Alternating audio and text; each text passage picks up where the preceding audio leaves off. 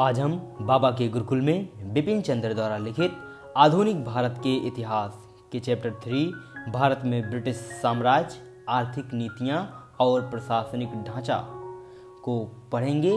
ये इस चैप्टर का दूसरा पार्ट है।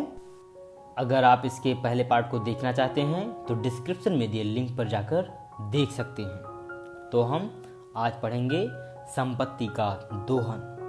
भारत की संपत्ति और संसाधनों का एक हिस्सा अंग्रेज ब्रिटेन को भेज रहे थे और इसके बदले भारत को पर्याप्त आर्थिक या भौतिक लाभ नहीं मिल रहा था। यह आर्थिक दोहन ब्रिटिश शासन की खास विशेषता थी। इसके पहले बुरी से बुरी भारतीय सरकारों ने भी जनता से चूसी गई दौलत का उपयोग देश के अंदर ही किया था, चाहे उन्होंने इस धन को सिंचाई की नहरें या ट्रंक रोड बनाने पर खर्च किया, महल, मंदिर या मस्जिद बनाने में लगाया, युद्धों और विजयों के लिए उसका उपयोग किया या व्यक्तिगत भोग विलास में उसे उड़ाया, मगर वह धन अंततः भारतीय उद्योग और व्यापार को ही प्रोत्साहित करता था और भारतीयों को रोजगार देता था। इसका कारण यह था कि विदेशी विजेता जैसे कि मुगल भी जल्द ही भारत में बस गए और उन्होंने इसी को अपना घर बना लिया। पर अंग्रेज हमेशा विदेशी ही बने रहे। भारत में काम कर रहे या व्यापार कर रहे लगभग सभी अंग्रेज ब्रिटेन वापस जाने की योजना बनाते रहते थे। भारत की सरकार पर नियंत्रण विदेशी व्यापारियों की एक कंपनी और ब्रिटेन की सरकार का था। परिणाम स्वरूप भारतीय जनता से प्राप्त कर और आय का बहुत बड़ा हिस्सा अंग्रेज भारत में नहीं बल्कि अपने देश ब्रिटेन में खर्च करते थे। बंगाल से संपत्ति का दोहन 1757 में आरंभ हुआ और इसके बाद कंपनी के नौकर भारतीय शासकों, जमींदारों, व्यापारियों और साधारण जनता से झटककर जमा की गई बेपनाह दौलत अपने देश ले जाने लगे। 1758 और 1765 के बीच उन्होंने लगभग 60 लाख पाउंड की दौलत ब्रिटेन भेजी। 1765 में बंगाल के नवाब को जमीन की कुल जितनी मालगुजारी प्राप्त हुई, यह रकम उससे 4 गुना से भी अधिक थी। इस भयानक दोहन में कंपनी के व्यापारिक मुनाफे शामिल नहीं थे और यह कमाई भी प्रायः गैर कानूनी कमाई से कम नहीं होती थी। 1765 में कंपनी ने बंगाल की दीवानी प्राप्त कर ली और इस तरह राजस्व पर उसका नियंत्रण स्थापित हो गया। जल्द ही कंपनी ने अपने नौकरों से भी बड़े पैमाने पर प्रत्यक्ष दोहन की व्यवस्था खड़ी कर ली। वह बंगाल के राजस्व से ही भारतीय माल खरीदकर उनका निर्यात करने लगी। इस खरीद को पूंजी निवेश कहा जाता था। इस तरह इन पूंजी निवेशों के रूप में बंगाल का धन इंग्लैंड भेजा जाता था। मिसाल के लिए 1765 से 1770 के बीच कंपनी ने मालों के रूप में लगभग 40 लाख पाउंड का धन बाहर भेजा, जो बंगाल मात्र के राजस्व का लगभग 33% था। 18वीं सदी के अंत तक भारत की राष्ट्रीय आय का लगभग 9% बाहर भेजा जा रहा था, पर वास्तविक दोहन और भी अधिक था, क्योंकि अंग्रेज अधिकारियों के वेतन और दूसरी आय तथा अंग्रेज व्यापारियों के व्यापारिक लाभ का एक बड़ा हिस्सा भी इंग्लैंड ही जाता था। इस दोहन के परिणाम स्वरूप भारत का निर्यात उसके आयात से बढ़ गया, मगर इसका भारत को कोई लाभ न मिला। हालांकि वार्षिक दोहन की ठीक रकम का हिसाब अभी तक नहीं लगाया जा सका है, पर कम से कम 1757 से 1857 के बीच इस दोहन की वास्तविकता को ब्रिटिश अधिकारी बड़े पैमाने पर स्वीकार करते हैं। उदाहरण के लिए हाउस ऑफ लॉर्ड्स की सेलेक्ट कमेटी के अध्यक्ष और बाद में भारत के गवर्नर जनरल लॉर्ड एलनब्रो ने 1840 में स्वीकार किया कि भारत से आशा की जाती थी कि वह इस देश यानी ब्रिटेन को प्रति वर्ष 20 से 40 लाख पाउंड स्टर्लिंग के बीच कोई रकम भेजे और बदले में मामूली मूल्य के सैनिक भंडारों के अलावा किसी बात की आशा न करे। मद्रास के बोर्ड ऑफ रेवेन्यू के अध्यक्ष जॉन सुलिवन ने यह टिप्पणी की, हमारी प्रणाली बहुत कुछ स्पेन की तरह काम करती है, जो गंगा के तटों से सभी अच्छी चीजें सोख कर टेम्स के तटों पर निचोड़ देती है। 1858 के बाद यह दोहन बढ़ता ही गया। हालांकि अब ब्रिटिश शासक और साम्राज्यवादी लेखक इसकी सच्चाई से इनकार करने लगे। 19वीं सदी के अंत में यह दोहन भारत की राष्ट्रीय बचत का लगभग 1/3 था। खासकर 18वीं सदी में और 19वीं सदी के आरंभ में, अर्थात ब्रिटेन के औद्योगिकरण के आरंभ काल में भारत से बाहर ले जाए गए इस धन की ब्रिटेन में पूंजीवादी विकास के लिए पूंजी जुटाने में महत्वपूर्ण भूमिका रही। ऐसा अनुमान लगाया गया है कि उस समय के काल में दोहन की यह रकम ब्रिटेन की राष्ट्रीय आय का लगभग 2% होती थी। अगर हम इस बात को ध्यान में रखें कि उस समय अपनी राष्ट्रीय आय का लगभग 7% ब्रिटेन उद्योग और कृषि में लगाता था, तो इस आंकड़े का महत्व समझ में आ सकता है। अब हम यातायात और संचार के साधनों का विकास को पढ़ेंगे। 19वीं सदी के मध्य तक भारत में यातायात के साधन बहुत पिछड़े हुए थे। यातायात बैलगाड़ी और तांगों तक सीमित था। ब्रिटिश शासकों ने महसूस किया कि अगर ब्रिटिश मालों को भारत में बड़े पैमाने पर खपाना है और ब्रिटिश उद्योगों के लिए यहाँ से कच्चा माल प्राप्त करना है, तो यहाँ यातायात की एक सस्ती और आसान प्रणाली का विकास करना आवश्यक है। तब उन्होंने नदियों में स्टीमर चलाना और सड़कों को सुधारना आरंभ किया। कलकत्ता से दिल्ली तक ग्रैंड ट्रंक रोड पर 1839 यानी 1839 में काम आरंभ हुआ, जो 1850 के दशक में पूरा हुआ। सड़कों द्वारा देश के प्रमुख नगरों, बंदरगाहों और मंडियों को जोड़ने के प्रयास भी किए गए, पर यातायात में वास्तविक सुधार रेलों के आरंभ के बाद ही हो पाया। जॉर्ज स्टीवेंसन का बनाया पहला रेल इंजन इंग्लैंड में 1814 में पटरियों पर चलाया गया।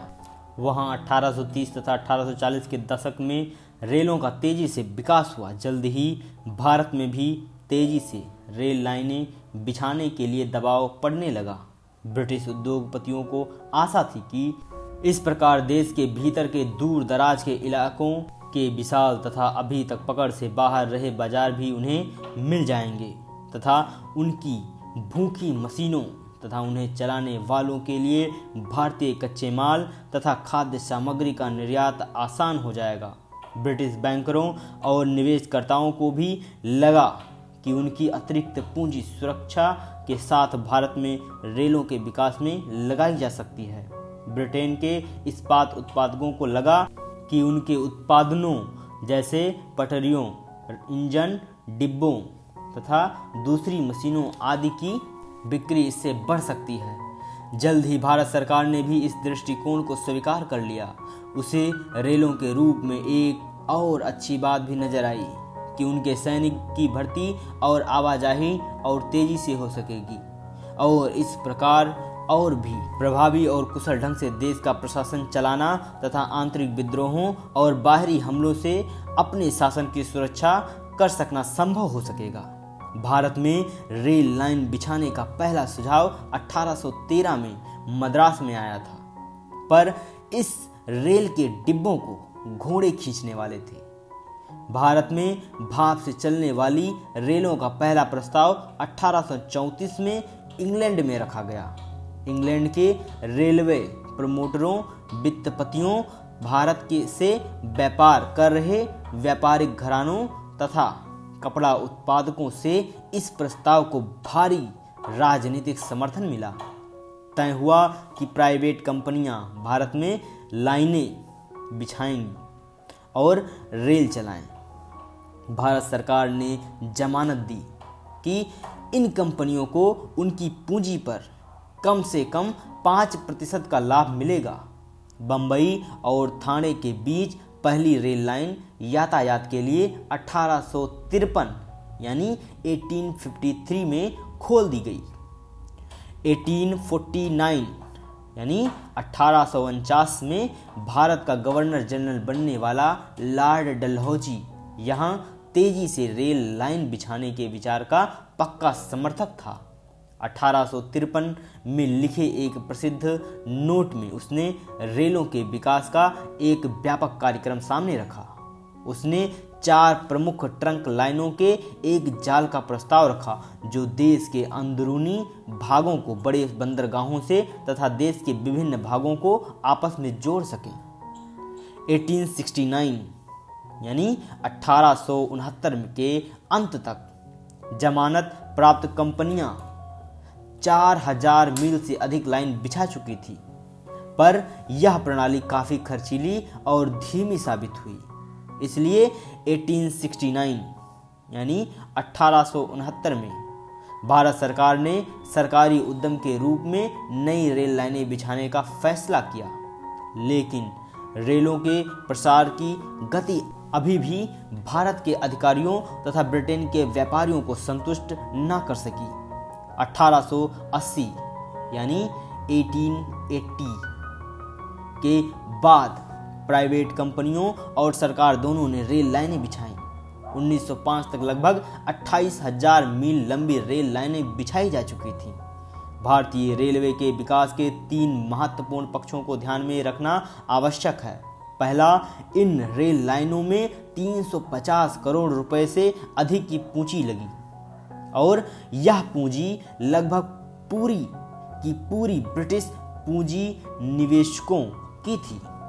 इसमें भारतीय पूंजी का भाग नगण्य था।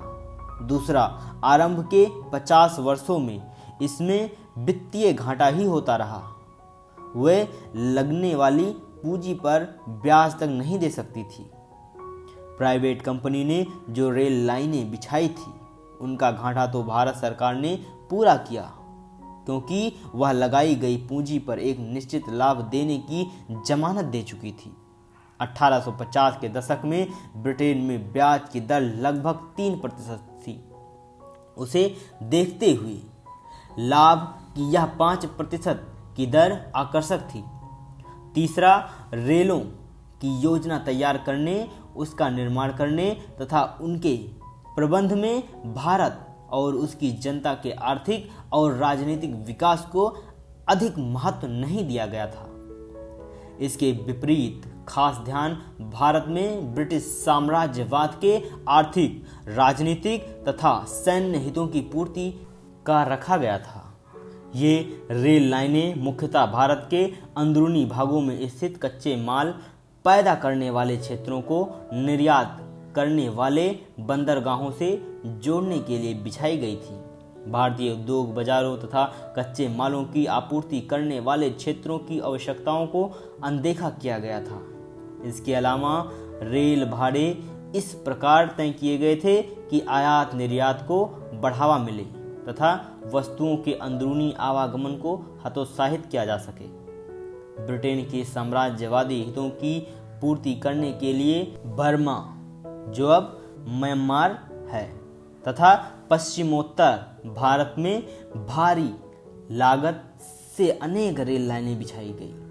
अंग्रेजों ने एक कुशल और आधुनिक डाक प्रणाली भी कायम की तथा तार की व्यवस्था की शुरुआत भी की। 1853 में कलकत्ता और आगरा के बीच पहली तार लाइन का आरंभ किया गया। लॉर्ड डलहौजी ने डाक टिकटों को भी आरंभ किया। इससे पहले जब भी कोई पत्र डाक के हवाले किया जाता तो नगद पैसे देना पड़ता था। उसने डाक की दरें भी घटा दी तथा पूरे देश में कहीं भी पत्र भेजने के लिए एक समान दर रखी, जो 1 अठन्नी यानी पुराने 2 पैसे थी। उसके सुधारों से पहले पत्र पर डाक टिकट कितना लगेगा यह इस बात पर निर्भर करता था कि वह कितनी दूरी जाएगा। कभी कभी तो एक पत्र पर इतना खर्च आता था जो एक कुशल भारतीय मजदूर की 4 दिन की मजदूरी के बराबर होता था। अब हम मालगुजारी की नीति को पढ़ेंगे। आयात के लिए भारतीय दस्तकारों के तथा दूसरे माल खरीदने, पूरे भारत की विजय का खर्च उठाने, ब्रिटिश शासन को मजबूत करने, आज के हिसाब से बहुत अधिक वेतन देकर ऊंचे प्रशासकीय तथा सैनिक पदों पर हजारों अंग्रेजों को नियुक्त करने तथा भारतीय ग्रामों और दूर दराज के क्षेत्रों में उपनिवेशवाद की पूरी घुसपैठ के लिए आवश्यक आर्थिक तथा प्रशासकीय खर्च उठाने के लिए कंपनी को भारतीय राजस्व की आवश्यकता थी। इसका मतलब था भारतीय किसानों के लिए करों के बोझ में भारी बढ़ोतरी। वास्तव में 1813 तक प्रशासन और न्याय प्रणाली में जितनी भी महत्वपूर्ण परिवर्तन हुए, उनका लक्ष्य मालगुजारी का संग्रह बढ़ाना ही था। कंपनी के व्यापार और मुनाफों के लिए, प्रशासन के खर्च के लिए तथा भारत में अंग्रेजों के प्रसार हेतु युद्धों के खर्च के लिए धन जुटाने का भार मुख्यतः भारतीय किसान अर्थात रैयत को ही उठाना पड़ता। असल बात यह है कि अंग्रेज किसानों पर करों का भारी बोझ डाले बिना भारत जैसे विशाल देश को जीत ही नहीं सकते थे। एक लंबे समय से भारत के शासक खेतिहर पैदावार का एक भाग जमीन की मालगुजारी के रूप में लेते आए थे। यह मालगुजारी या तो कर्मचारियों की सहायता से सीधे सीधे ली जाती थी या अप्रत्यक्ष रूप से ऐसे बिचौलियों जैसे जमींदारों, मालगुजारों आदि के माध्यम से ली जाती थी। ये लोग काश्तकार से मालगुजारी वसूल करते और उसका एक भाग अपने कमीशन के रूप में रख लेते थे। ये बिचौलिए मुख्यतः मालगुजारी वसूल करने वाले ही होते थे।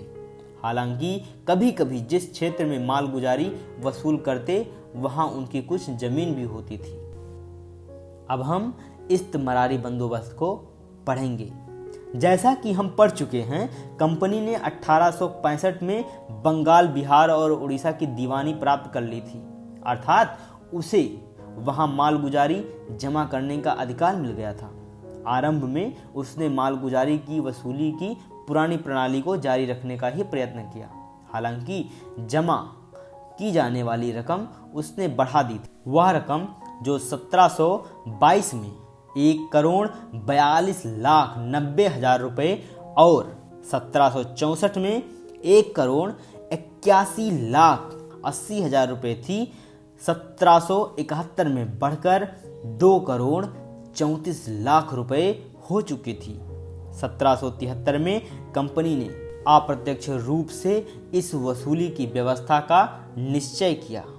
वारेन हेस्टिंग ने मालगुजारी की वसूली के अधिकार को नीलामी पर लगाकर सबसे बड़ी बोली लगाने वाले को दे दिया, पर यह प्रयोग सफल नहीं हुआ, क्योंकि जमींदार तथा दूसरे सटोरिये एक दूसरे से बढ़ाकर बोली लगाते।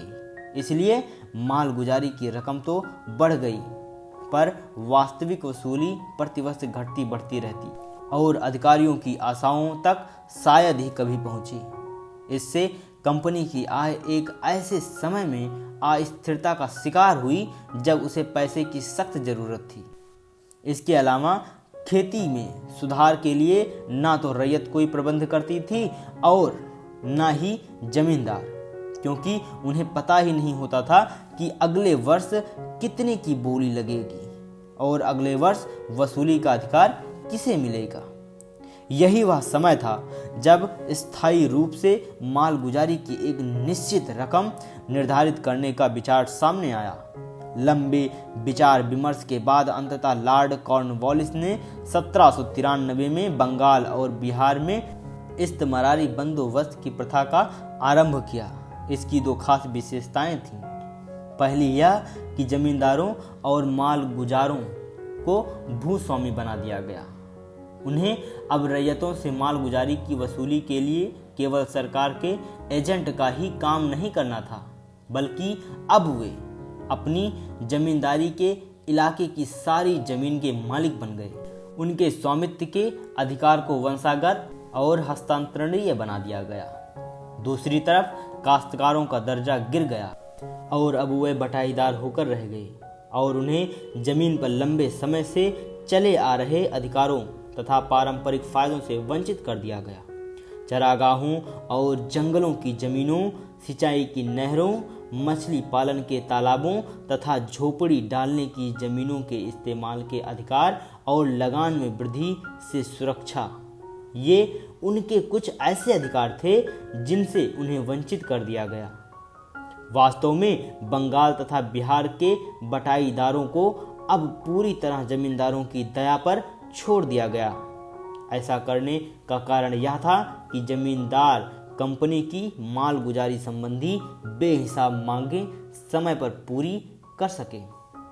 दूसरे, जमींदारों को किसानों से जो भी लगान मिलता उसका 11 में से 10 भाग उन्हें राज्य को देना पड़ता था और वे केवल 11 में से 1 भाग अपने पास रख सकते थे।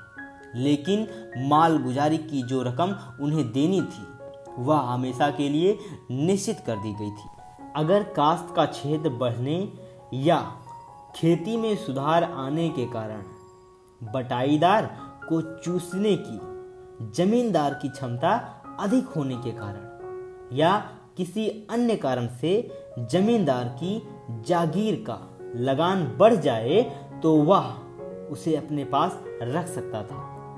इसमें राज्य कभी भी कोई हिस्सा नहीं मांगता था। साथ ही अगर किसी कारण से फसल नष्ट हो जाए तो भी जमींदार को माल गुजारी निश्चित तिथि को नियम पूर्वक चुकानी पड़ती थी, वरना उसकी जमीनें बेच दी जाती थी। आरंभ में माल गुजारी की रकमों का निर्धारण मनमाने ढंग से और जमींदारों से परामर्श किए बिना किया गया। इसके पीछे अधिकारियों का उद्देश्य अधिकतम धन जमा करना था। फलस्वरूप माल गुजारी की बहुत अधिक दरें तय हो गई। 1765 से 66 और 1793 के बीच मालगुजारी संबंधी मांग लगभग दोगुनी हो गई। इस्तमरारी बंदोबस्त की योजना तैयार करने वाले कॉर्नवालिस के बाद गवर्नर जनरल बनने वाले जॉन सोर ने हिसाब लगाया कि अगर बंगाल के कुल उत्पादन को 100 मान लिया जाए तो इसमें 45 पर सरकार का दावा होता था। जमींदारों और उनके नीचे के बिचौलियों को 15 मिलता था। तब वास्तविक काश्तकार के पास केवल 40 ही रहता था। माल गुजारी की इस अत्यधिक तथा असंभव मांग का एक परिणाम यह हुआ कि 1794 और 1807 के बीच जमींदारों की लगभग आधी जमीनें बेच दी गई। बाद में अधिकारी और गैर अधिकारी सभी ने आमतौर पर यह माना कि 1793 के पहले बंगाल और बिहार के जमींदारों के पास जमीन के अधिकांश भाग पर मालिकाना हक नहीं था। तब प्रश्न यह उठता है कि फिर अंग्रेजों ने उन्हें मालिकों के रूप में क्यों स्वीकार किया। इसकी व्याख्या यह है कि यह अंशतः एक गलतफहमी का नतीजा था। उस समय इंग्लैंड में खेती का केंद्रीय चरित्र भूस्वामी होता था और अंग्रेज अधिकारियों ने जमींदारी को इन्हीं भूस्वामियों का भारतीय प्रतिरूप मान लिया। फिर भी यह ध्यान रहे कि अंग्रेज अधिकारी एक महत्वपूर्ण सिलसिले में इन दोनों ही स्थिति में स्पष्ट अंतर करते थे। ब्रिटेन का भूस्वामी बटाईदार ही नहीं बल्कि राज्य की निगाहों में भी जमीन का मालिक होता था, पर बंगाल में जमींदार बटाईदार के लिए तो भूस्वामी होता था पर स्वयं राज्य के अधीन होता था। वास्तव में वह स्वयं ही ईस्ट इंडिया कंपनी का लगभग बटाईदार होकर रह गया था। ब्रिटिश भूस्वामी के विपरीत, जो अपनी आय का एक बहुत छोटा भाग ही भूमि कर के रूप में देता था, बंगाल का जमींदार अपना मिल्कियत की जमीन से प्राप्त आय का 10/11 भाग कर के रूप में देता था। वह अगर समय पर मालगुजारी ना जमा कर सके तो बड़ी ही बेमुरवती के साथ अपनी जमीन से बाहर फेंक दिया जाता था। और उसकी जागीर बेच दी जाती थी। दूसरे इतिहासकारों का विचार है कि जमींदारों को जमीनों के मालिक मानने का निर्णय मूलतः राजनीतिक, आर्थिक, वित्तीय और प्रशासकीय कारणों से प्रेरित था। इसके 3 मार्गदर्शक कारण थे। इनमें से पहला कारण चतुराई भरी राज विद्या का परिणाम था, अर्थात इसके पीछे राजनीतिक सहयोगी बनाने की आवश्यकता काम कर रही थी। ब्रिटिश अधिकारी यह बात समझ रहे थे कि चूंकि वे भारत में विदेशी हैं, इसलिए उनका शासन तब तक अस्थायित्व का मारा रहेगा जब तक वे अपने और भारतीय जनता के बीच मध्यस्थों का काम करने वाले स्थानीय समर्थकों का सहारा नहीं लेते। इस तर्क का तत्कालिक महत्व भी था, क्योंकि 18वीं सदी के आखिरी चतुर्थार्ध में बंगाल में बड़ी संख्या में जन विद्रोह हुए थे। इसलिए उन्होंने जमींदारों के एक ऐसे धनी और विशेषाधिकार प्राप्त वर्ग का सृजन किया जो अपने अस्तित्व का कारण ब्रिटिश शासन को समझते थे और इसलिए अपने बुनियादी हितों से बाध्य होकर उसका समर्थन करते थे।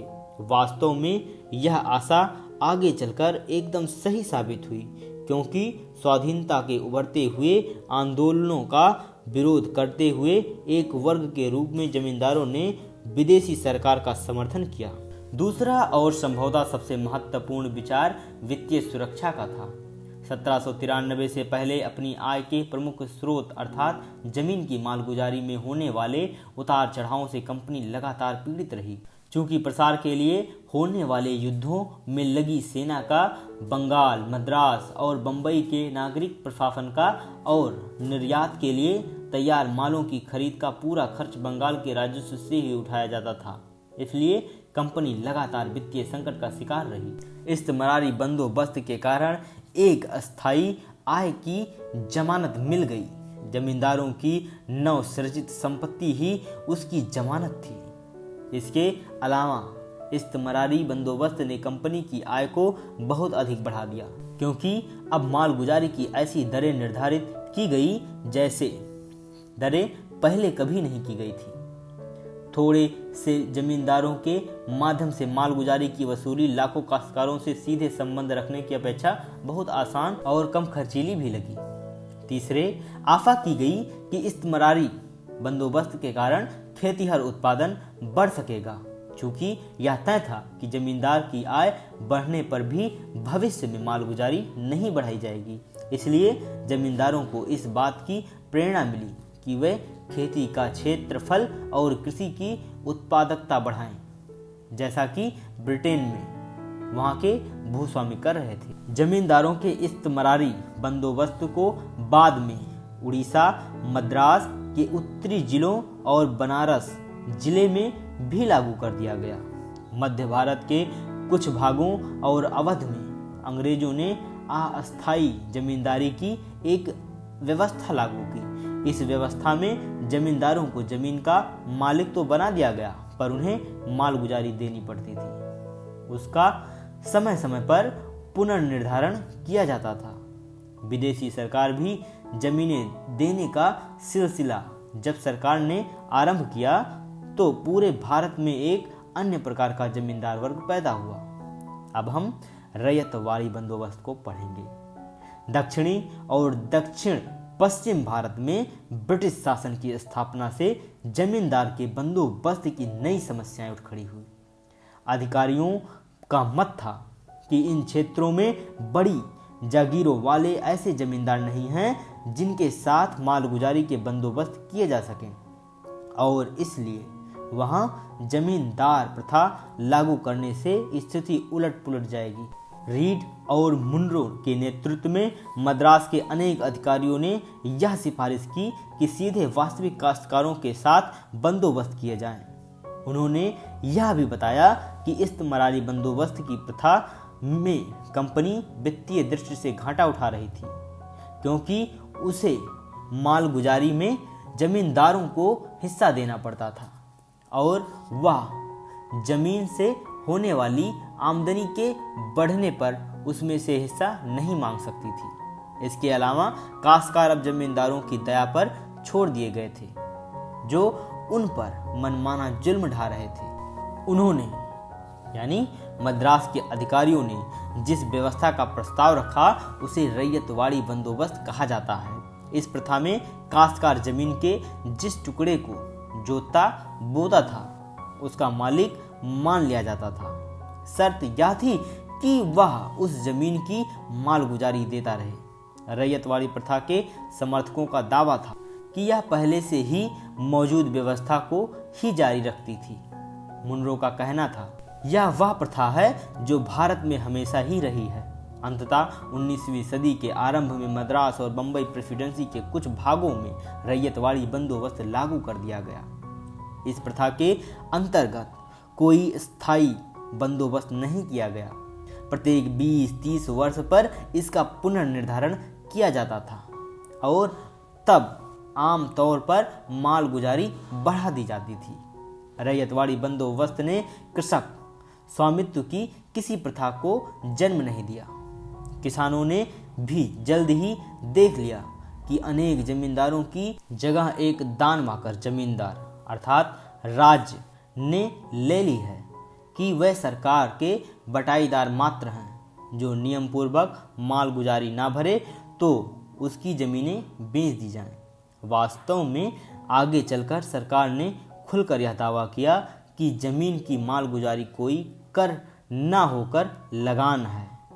जमीन पर रैयत के मालिकाना हक को 3 अन्य कारणों ने भी समाप्त कर दिया। पहला, अधिकांश क्षेत्रों में निर्धारित मालगुजारी बहुत अधिक होती थी और अच्छे से अच्छे मौसम से भी रैयत के पास किसी तरह गुजर बसर करने के साधन ही बचते थे। उदाहरण के लिए मद्रास में जब यह व्यवस्था की गई, सरकार ने कुल उत्पादन का 45 से 55% भाग मालगुजारी के रूप में मांगा। बंबई में भी स्थिति लगभग इतनी ही बुरी थी। दूसरा, सरकार ने जब जी चाहे मालगुजारी बढ़ाने का अधिकार अपने हाथों में रखा। तीसरा, अगर रैयत की फसल सूखा या बाढ़ से थोड़ी बहुत या पूरी तरह नष्ट हो जाए तो भी उसे मालगुजारी देनी पड़ती थी। अब हम महलवारी प्रथा को पढ़ेंगे।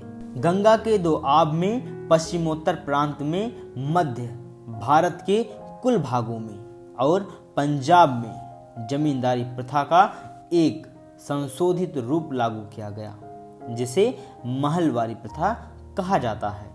इस व्यवस्था में मालगुजारी का बंदोबस्त अलग अलग गांवों या जमींदारों, जिन्हें महलों के आधार पर उन जमींदारों या उन परिवारों के मुखियों के साथ किया गया जो सामूहिक रूप से उस गांव यानी महल का भूस्वामी होने का दावा करते थे। पंजाब में ग्राम प्रथा के नाम से जानी जाने वाली एक संशोधित महलवारी प्रथा लागू की गई। महलवारी क्षेत्रों में भी मालगुजारी का समय समय पर पुनर्निर्धारण किया जाता था। जमींदारी तथा रैयतवारी ये दोनों प्रथाएं देश की परंपरागत भूमि प्रथाओं से मूलतः भिन्न थी। अंग्रेजों ने भूमि में एक नए प्रकार की निजी संपत्ति इस प्रकार पैदा की कि उनका लाभ काश्तकारों को नहीं मिला।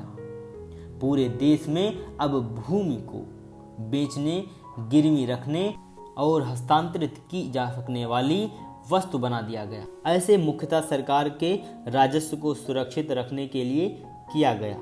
अगर जमीन को हस्तांतरित तथा बिकने वाली वस्तु नहीं बनाया जाता तो सरकार के लिए काश्तकार से मालगुजारी वसूल कर सकना बहुत कठिन होता, क्योंकि काश्तकार के पास रकम अदा करने के लिए कोई बचत या कोई वस्तु नहीं होती थी। अब वह मालगुजारी जमा करने के लिए जमीन की जमानत देकर धन उधार ले सकता था या उसका एक हिस्सा बेच भी सकता था। अगर वह ऐसा करने से इनकार करता तो सरकार मालगुजारी की रकम निकालने के लिए उसकी जमीन को नीलाम कर सकती थी और अक्सर ऐसा करती भी थी। जमीन को निजी संपत्ति बनाने का एक कारण यह विश्वास भी था कि स्वामित्व का अधिकार मिलने पर ही भूस्वामी रैयत उसमें सुधार करने का प्रयास करेगा। जमीन को आसानी से खरीदा और बेचा जा सकने वाला एक माल बनाकर अंग्रेजों ने देश में प्रचलित भूमि प्रथाओं में एक बुनियादी परिवर्तन कर दिया। भारतीय ग्रामों का स्थायित्व और उनकी निरंतरता का ढांचा चरमरा उठा। वास्तव में इससे ग्रामीण समाज का पूरा ढांचा ही अब टूटकर बिखरने लगा। यहाँ पर आपका ये चैप्टर समाप्त हुआ। नेक्स्ट वीडियो में हम चैप्टर 4 ब्रिटिश भारत में प्रशासनिक गठन, सामाजिक तथा सांस्कृतिक नीति को पढ़ेंगे। अगर आपने अभी तक हमारे चैनल को सब्सक्राइब नहीं किया है तो प्लीज़ इसको सब्सक्राइब कर लें और ज़्यादा से ज़्यादा इसको शेयर करें। यहाँ तक हमारे साथ बने रहने के लिए आप सभी का बहुत बहुत धन्यवाद।